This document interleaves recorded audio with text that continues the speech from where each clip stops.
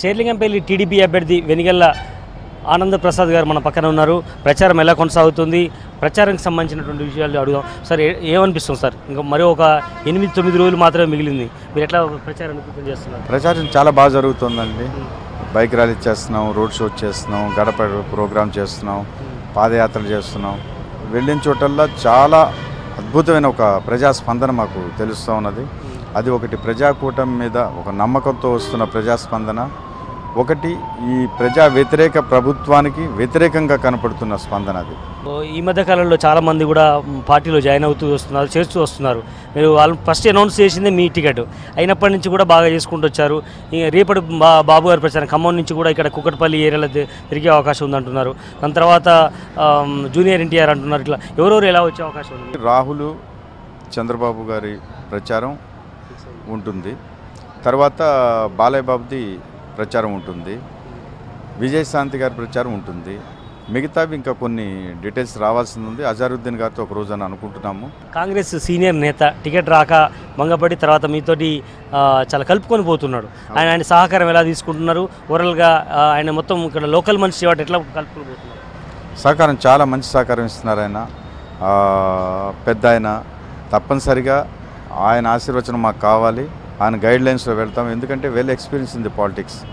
So తప్పనిసరిగా ఆయన మార్గదర్శకాల ప్రకారం ఇక్కడ నేను నడుస్తాను. ఓవరాల్గా ఇంకా ఎక్కడెక్కడ బస్తీల్లో ఏమేమి సమస్యలు మిమ్మల్ని అడుగుతున్నారు, వాళ్ళకి ఏమేమి హామీలు ఇస్తున్నారు? సమస్యలు బస్తీల్లోకి వెళ్ళేసరికి చాలా సమస్యలు ఉన్నాయి. పాపం రోడ్లు లేవు, మొత్తం రోడ్ల మీద అంతా డ్రైనేజ్ వాటరు, దోమలు, స్ట్రీట్ లైట్లు లేవు, వైద్య సౌకర్యం లేదు, విద్యా సౌకర్యం లేదు, శ్మశాన వాటికలు లేవు. ఇలా రకరకాల ప్రాబ్లమ్స్ ఉన్నాయి అక్కడ. అవన్నీ కూడా కనీస మౌలిక అవసరాలు కాబట్టి వాటి తీర్చాల్సిన అవసరం ఉన్నది. ఆ దిశగా ప్రయత్నం చేస్తాం తప్పనిసరిగా. చివరిగా ఓటింగ్ శాతం షేర్లింగంపల్లి అనగానే చాలా తక్కువ ఓటింగ్ శాతం అవుతుంటుంది. అక్షరాస్యులు కూడా చాలామంది ఉంటారు.